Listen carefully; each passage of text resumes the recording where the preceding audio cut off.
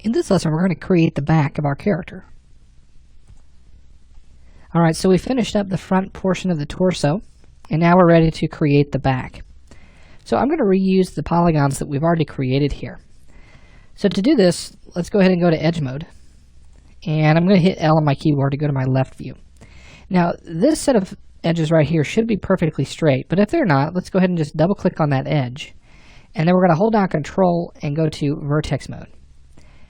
While we're here, let's go ahead and go to our Scale tool and scale in the X direction.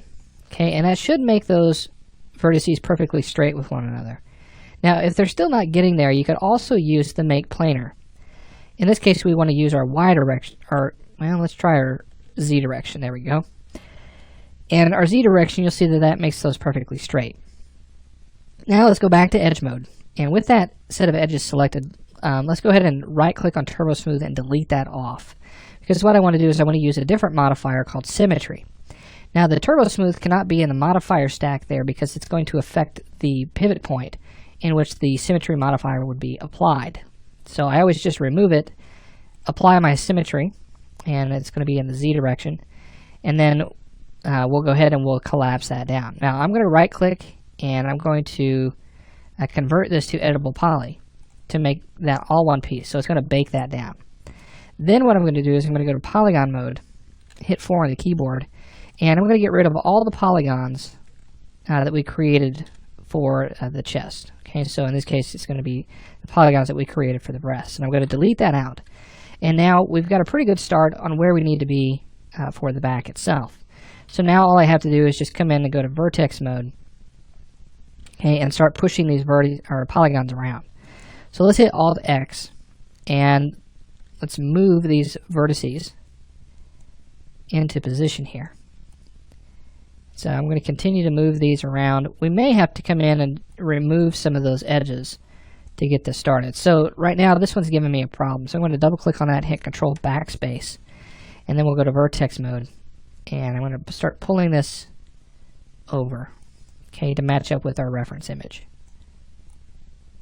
Okay, let's take these. I'm going to pull those up to right about here.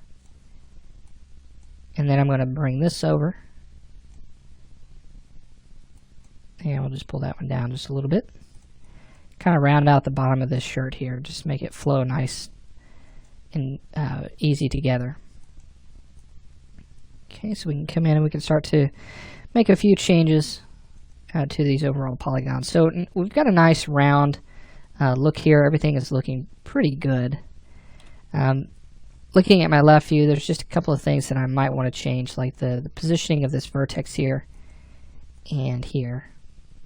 Okay, and I want to pull this down.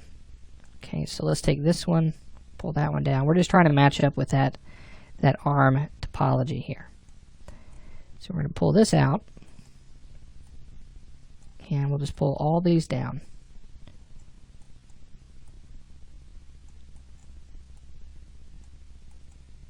Okay, so try to get something that looks kind of like this. Let's take these and pull those out, and then we'll pull these straight back as well. Okay, so now we've got all of that topology. We've just reused some of that geometry for the back. Alright, so now we're in an area to where we need to fill in this gap here. So I'm going to go to Edge Mode. I'm going to select these two edges right here. And I'm going to bridge those together. So I'm going to use Bridge at Settings. And let's plug in 3 segments. So let's go to Polygon Mode, select the one in the middle. We'll hit L on the keyboard. And it should be fairly close. We might pull that out just a little bit to give it a little bit more of an arch in the back. You can deviate from the reference image a little bit. You don't want to go too far though. Okay, so just be careful of that. Now at this point, once we have that all together, let's go ahead and use Border, and then we're going to cap that. We're going to go to Vertex Mode. We're going to right click and then Cut, and I'll just cut from here across, and then I'm going to cut from here down, and then also cut from here across to here. Okay, so we've got a pretty good set of vertices here. Pretty good set of polygons. We're ready to go. Couple of issues that I see though. We have two segments that need to go somewhere. So I can go from here down,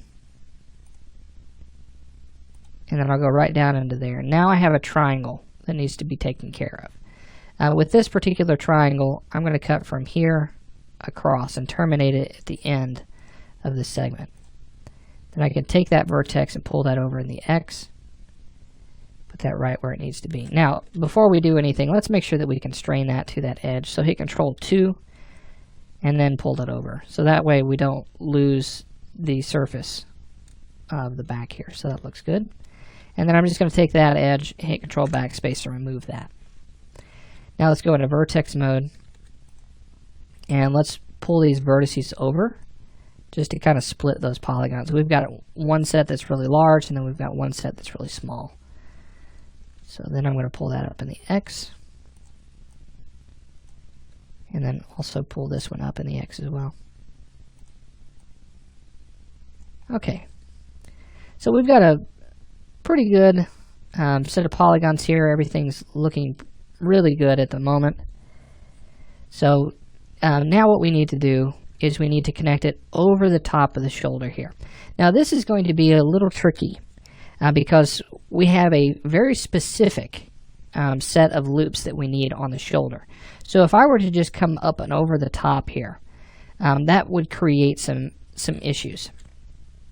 So what we're going to do in our next lesson is we're going to start working on this shoulder geometry.